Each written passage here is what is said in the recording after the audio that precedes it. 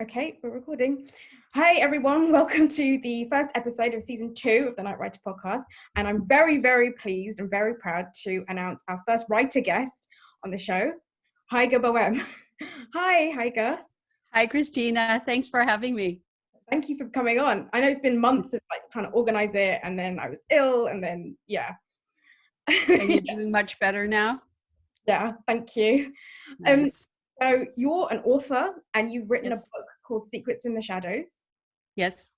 Which you've sent me a copy. I've been very lucky to receive a copy, and I've read it, and I love it. Great. We're not going to give away spoilers, obviously, but we are going to talk about it. So is it true that it was influenced by your parents' experiences at Nazi Germany? Yeah, both my mom and dad were children during the war. My mom was born in 1938, just before the war started. And my father was born when Hitler came to power in 1933. And I don't have stories from my father, and I did grow up hearing my mother's war stories. As a small child, towards the end of the war, they had to flee from the Russians. So growing up with a lot of her stories, that really helped me understand and shape the world in Secrets in the Shadows. And it was a way for me to explore what might have happened to my father. Michael is based on the good parts of my dad, and Rudy, Michael's father, is based on the darker side of my father. But the stories that actually happened to Michael and Wolfie are not what happened to my father. He was too young. Yeah, because I was going to ask, were they based on anyone in particular? But they're sort of, yes, I understand that kind of a shadow self type personality. Yes. Yeah. What could have been, basically.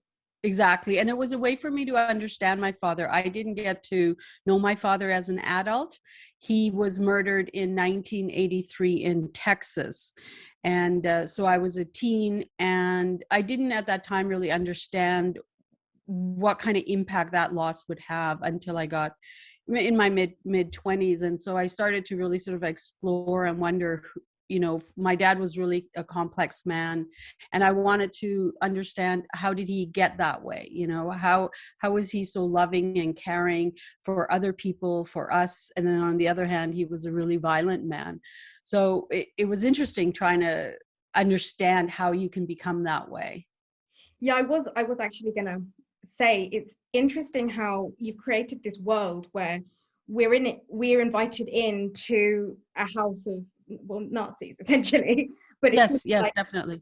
It's not one of these stories where it's like good and then Nazis are the evil mustache twirling villains. That's not like it at all. We are literally in their house, at their table, and it's a family environment through Michael and his family. He's got a lot of siblings. His mother is very loving. He's got a brother called Gunther who's got a stammer, which is a huge no-no in Nazi Germany when they're preserving the Aryan race, and you have to be good and you have to be 100% DNA.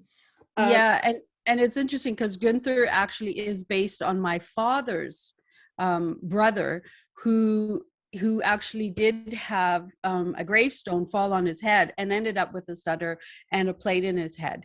And so, I have taken elements of my own life and stories that I've heard and interjected them into the novel. Yeah, and that's what authors do, though. I mean, and then sometimes you just have to, because they're characters, you just expand on them and then give them even more eccentric personality. Yeah. So I was quite interested what you said about how one person can be so loving to their family and then go out and do this. What was that like for you to write and to explore the process while you were writing it? Was it cathartic, or was it like, were there moments we had to like leave the room and go, oh my gosh, I can't do this? It was interesting. When my father died, I built this imaginary dad who was this amazing, wonderful human being. And again, like in my mid 20s, I started to explore, well, wait a minute, he actually wasn't just one way. And a lot of times when people die, we think of them, only the good parts of them. But I needed to understand who he was. And by splitting my dad up into a good and a bad, it was really cathartic to understand him better. And I really enjoyed it because it also felt like I was in constant conversation with him, and that I was able to observe him and also put some of those things, you know, when Michael is, when Rudy in the book is violent towards his wife. Well, I was able to then articulate what that was like for me as a child growing up and watching my mom be a battered woman. And, and there's something about, you know, when you try to understand someone, where they're coming from, it gives you such clarity, and helps to ground you. And you know, my father wasn't a saint, and he also wasn't a villain. It's like they're both. So it helped to understand him better, for sure. Yeah, just going off back on what you said about trying to understand why people do the things they do. I didn't know that Rudy was based on, you know, inspired by your father when I was reading it. But I was kind of, it got me thinking, people like him and other SS soldiers and people who joined the Nazi party, probably, I mean, we're all victims of the First World War that happened in Germany, like 20 years. I mean, this is something that's been building on Yeah. Germany and Russia as well. And then both the monarchies collapsed, and then you had the rise of the Stalin and the Soviets, and then the Nazis and Hitler, and then these two powers at war, and then everyone else just gets caught up in the middle of it. And it's kind of like all these people had something to fight for again and to rebuild this country. And in the midst of that, they had all these ideologies. I know, I just kind of felt like those people, that generation, they were feeling the after effects of the First War, and then that's kind of impacted who they are. Yeah, definitely. You know, you're talking about extreme poverty then, and communism was on a rise as well in Germany at that time. And it just really, it left space open for people to vent and put their anger. And so often you target minority groups for the problems that you may have, or the economic of a country. And that's, you know, and then you have a government inciting violence, all of that. And just sort of how people, who do you become, you know, when you have nothing. It's and you're being indoctrinated, and bit by bit, like a lot of times, you know, I had heard that, oh, all the rights were slowly taken away, but in fact they weren't. They were really quite quickly. Rights for Jews were very quickly changed. And I thought, you know, it's interesting because how quickly the people, society, are just like, oh well, that's what happens, we just have to keep going on, and not protest enough. And how, you know, if you remove the educated, you target politicians who are against your ideology, how quickly democracy and people's moral compass starts to crumble. Yeah, I was actually thinking about that when I was reading the book. There were a lot of connections because my family from Sri Lanka. Yes. And obviously they had their own history of genocide when they drove out, you know, the Tamils, and people were fleeing from their homeland. They had armies patrolling the streets, they had barriers, and if you drove through it even an inch without them, they'll shoot you. They were shooting people in the streets. It was really reminiscent of that, and this is something that only stopped 11 years ago. Wow. So, yeah, I mean, I was just kind of thinking, were you conscious of the fact that there are still ideologies like that in some places in the world? Oh, definitely. Yes. It's because, you know, if you want to have control and you are of a dictator mind, and you get into power, that's how you do it. You destroy, you know, this infrastructure of democracy. You target people, you target minorities, you incite violence, you instill fear, you take human rights away. And also, if the leader of the country says it's okay to be hateful, vengeful, murderous, the people tend to go, okay, well, if they say it's okay, then it must be okay. And what do you do, you know? Yeah. So definitely, yeah, I was really aware, and especially towards the end of the book, when things, you know, we had our own government. We here, and I was really frightened of, oh my gosh, like you started to see patterns of how you take control, how you let a certain ideology grow in the governments. And I kept seeing that all over the place. And it still continues to this day to suppress people through violence, sexual assault, especially, you know, with women. If you target a small town, village, and you do that, you know, people will tend to leave, or they're just destroyed. You know, how do you fight back? And what year did your parents leave? We moved to Canada in 1974, and mom and dad after the war both lived in East Germany, and that was occupied by the Russians. And in 1961, mom and dad, they escaped East Germany with their first two children. The next day, the wall started being built. So most of us kids were born in West Germany. And that was really interesting, traveling back and forth as a child, seeing how East Germany at that time was really sort of in a time capsule, you know? Yeah. There wasn't a lot of money put into the infrastructure in East Germany. Wow. Yeah, and then the wall came down, was it 1989 or 1990? Yeah, around 89, 90. Yeah, I remember my family were talking about watching it on TV. It was seeing David Hasselhoff on top singing. Oh, yeah. Yeah. He takes Why David Hasselhoff? He takes credit for that. Yeah, that was awesome. I saw that. I was like, what? Good for David.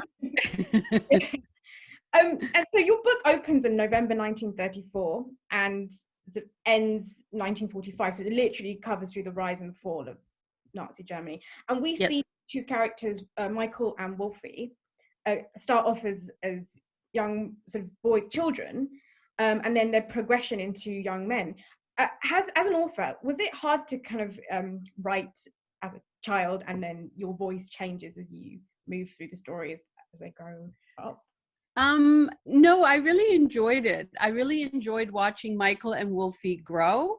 You know, there was, and I loved seeing how they changed. I didn't find it hard, and I didn't find it hard writing through a male perspective. I really enjoyed it. What I would do is, if I was in transit going to work, I would sit and watch young teens and how they behaved and acted, you know, what their facial expressions were like. And that sort of really helped, just to sit and stare at people, observe them.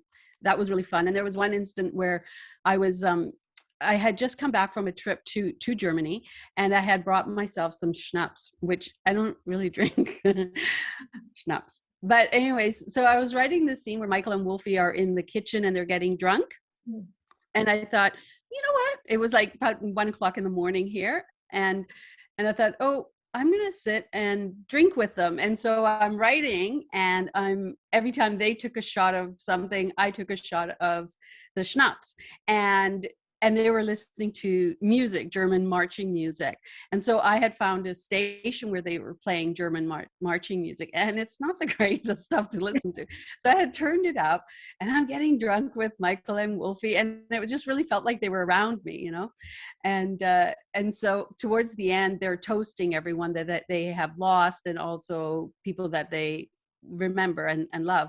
And so one of the toasts was, Michael says, and here's to Hitler. But now I'm drunk and I'm writing, and here's to Hitler. And I thought, oh my God, that is so perfect. So I just kept it in the book, you know? And yeah, so, you know, things like that, I really made them come alive in our home. And it really felt like we had these two rambunctious teenagers living with us, and for the last 10 years, really. Yeah, that was a very, very method written chapter. Yeah. Well, I know it's work, right? Yeah, exactly. Research. And it was quite funny as well. And you've got to have a layer of humor in a story like Definitely, because they're hard subjects, right? And you know, my sense of humor is very different than a lot of other people's sense of humor. So I had to really be conscious of that too. You know, things that I got really excited about, other people like, oh my God, that's really horrible. I'm like, but no, you don't understand. This was really good. Yeah. So that was fun. And but where there's light, there is darkness, and there are a lot of sort of graphic battles and massacre scenes, which Yes. I could see really clearly in my head. It was written really so honestly. But writing it, I know from experience when I write really dark things, I have to like go and debrief myself or watch comedy or something. How do Yeah. you debrief yourself after getting in that mindset for so long? Yeah, I'll go for walks. Um, or I'll try to read something nice, or, you know, like you said, I'll try to watch something funny or have a conversation with someone around it. And sometimes I would just want to go to bed because I was so depressed by, you know, viewing documentaries and imagery, and just, you know, sometimes I would just break down and cry because I would think, oh my God, like these were people, this happened to human beings. And it's so incredibly disheartening that people can be this incredibly cruel to a fellow human.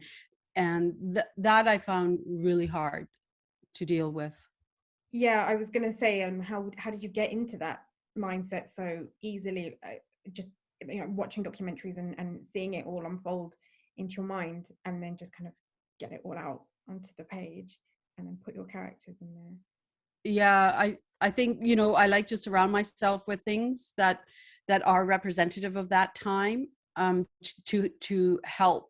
And again, like I would play old German music from the 1930s, to help set the mood while I was writing it, so that I could really feel and transfer that onto the pages, you know. Yeah. When you're writing a historical novel or a novel set against the backdrop of something so historical, and because it covers all these points, it's so long, it's like a decade. There are all these battles and very specific moments in history going on in the background. Did you have like a chart to label everything?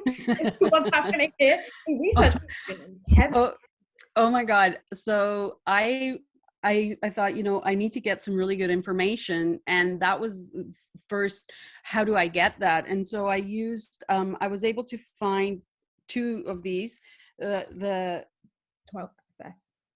The 12th and SS. that was by Yeah. Hubert Meyer, who was their commander. And trying to make sense of what was going on, it was like reading another language for me, because it's all military jargon. Yeah. And so I was just like, oh my God, how am I ever going to understand that? And trying to figure out the battle maps in here was, you know, quite overwhelming, if you can see. Yeah. If you're listening on the podcast, it's a very long spider's web of stuff. Yeah. So yeah, I'd be like, okay, where are they? What who's what, who's where? And you just, for me, I would just have to keep rereading it over and over because I didn't want to make mistakes. Yeah. And I thought, okay, am I understanding this right? And for a while I couldn't I was just like, I have no idea. And I thought, what am I getting myself into? And then just by constantly reading it, it's like, oh, that's what they're talking about, because they go back and forth, and you know, the allies are coming this way and they're coming that way. And I thought, okay, but you said you were over here, and what military time? So I just had to sort of dissect it little by little, and to understand what was going on. Yeah, because you know there's always going to be just that one reviewer that's going to say something and pick something. Yeah, I haven't had that yet. I'm waiting. I mean, the thing is, what I did do is I hired two war historians to after I finished writing the novel, to vet it. And they, you know, picked out a few things. They said, well, no, actually this happened here and that happened like that. And then I'd go back to read it and I was like, oh, okay, that's, you know, I get it. And I love talking to the war historians. That was my favorite thing. I really enjoyed that. That must have helped a lot, I guess, with the research and made it much easier. Yeah, what it did is it made me feel comfortable that I had done good research. That was, you know, was reaffirming. And I think when you do a historical novel, it's good to get it vetted. Yeah. For me, it was really important because that was my biggest fear, that I was going to get everything wrong. Yeah. Yeah. And I didn't chart things out. No.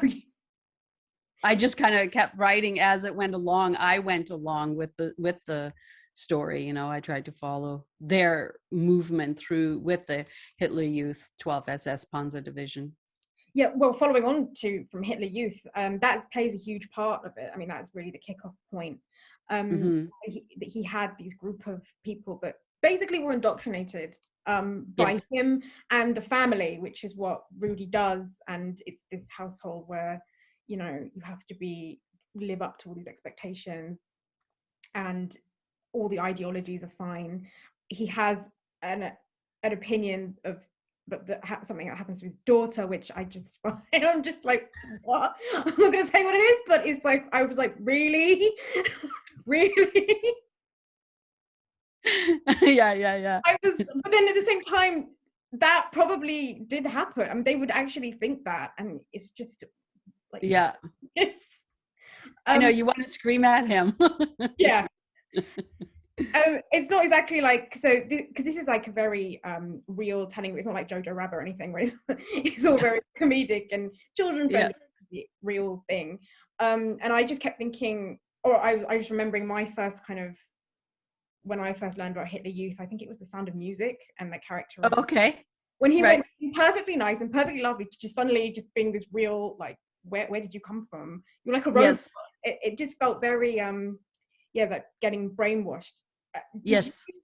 you find anything sinister, like, I mean, in your own research or stories that you were told growing up about Hitler Youth in particular? No, my mom was too young, and my dad, like I said, I don't know his stories. He was 12 after the war ended, so it would have been around the time where he would have joined. He might have, you know, it was mandatory, so he might have gone at 10 in the younger Hitler Youth groups. But like I said, I don't know any of the stories of my father during the war at all. And you know, Dad, at 17, he joined the French Foreign Legion and ended up in fighting in the Korean War at 17 in a tank battalion. But I didn't find anything in my own family background at all. And you know, my grandfather, he was in the he was drafted, and with his son, and they got captured quite early on when they were captured in the battle, and they spent 5 years in a prisoner of war camp after the war. And so, you know, they came 5 years later. And that's about all I know about my family, what happened to them. Yeah, As in, you know, joining any of that stuff. because it kind of felt like, when I was reading it, it kind of felt like a cult or something, or like what some kids do now, or joining cults and stuff. Just that mentality. Or gangs, or you know, it's kind of sad because it was mandatory for children they couldn't do or join any other clubs if they weren't part of the Hitler Youth. And that was the way, you know, you take the young and you indoctrinate them. It doesn't take long to change a kid's mind. They don't know any better. And it also gives them a place of all of a sudden feeling like they belong to something bigger than themselves, to this large family, and they're important, and they're going to change the world. Yeah. You know, and so, I mean, I did interview a man named Edward Krauwinkel, and he was a boy soldier at 16. And he had his uncle forced him to join the SS, and he became a paratrooper and a sniper. So some of his stories, you know, I interviewed him for about 3 hours. It was really fascinating, and some of his stories ended up in the novel as well. And it really helped me to understand what that mindset was like for somebody young and belong to this. You know, you're a teenager, your hormones are raging, and you get guns and a whole group. It's like, it was so exciting for them, but also terrifying. And yet some had no choice. And I thought that would be really interesting. What do you do when in the midst of it, you realize what you're doing is not okay? How do you survive that? That is something that you explore quite well through these characters, especially with your protagonists, because they are suddenly, their eyes open very quickly and they suddenly see all of this just bloodshed and death. And I guess they glorified war before, Yes. but then when you're actually there and when you're seeing it, it's not like that at all. And then suddenly they're like, I want to go, I want to get out, but then they can't. They're just trapped in this, and they're so young as well and forced to go much quicker because of it. And that's all illustrated so beautifully at the end in those imageries. And there's one line of one of the characters says, which is, "I was the Grim Reaper's soldier," which just stuck with me, and I just thought, yeah, that's right, really, yeah, really chilling. The character Wolfie, is that based on anyone in particular? Wolfie, he is sort of a combination of my husband and my relationship with my younger sister growing up. We were really good friends. So Michael and Wolfie's relationship is built on those early childhood friends that I had, and my younger sister was my best friend growing up, and also my oldest sister. So aspects of Wolfie's personality, I've woven people from my life into Wolfie, and then explored that relationship. And I would go back to sort of look at my relationships with my friends, that are dear to me, that I would do anything for. And is this a standalone book, or is there a sequel? I'm about a quarter to halfway through the second novel, which is Paula, the secondary character in Secrets in the Shadows, and she becomes, well, maybe I can't say. She goes off to Ukraine, and that's where the open Nazi killing fields were. And I kind of thought, what would that have been like for young women at the age of 16 and 18, where particularly women didn't experience war the same way that men did and do at the time. And so I thought, what would that be like for somebody who has no idea really, and all of a sudden they're there? Who do you become? So is it set within the same time frame as? Yes, it starts off in 1942. Okay, so just before the end. Yeah, or just over spring. Yeah. How are you finding that so far? Is it nice to get into her character? I actually found it kind of hard writing from a female perspective. Really? Yeah, because I kept stereotyping her, and I thought, what are you doing? And so I constantly have to go, stop stereotyping her. She's a person. Just write her as a person. And a lot of my influences, my heroes were always men growing up. I idolized Tarzan. I was going to grow up and be Tarzan. I was going to grow up and be Robin Hood, so and Captain Kirk. And the only female that I looked at was Pippi Longstocking. So these so those are like my role models, and in a sense they kind of shaped me.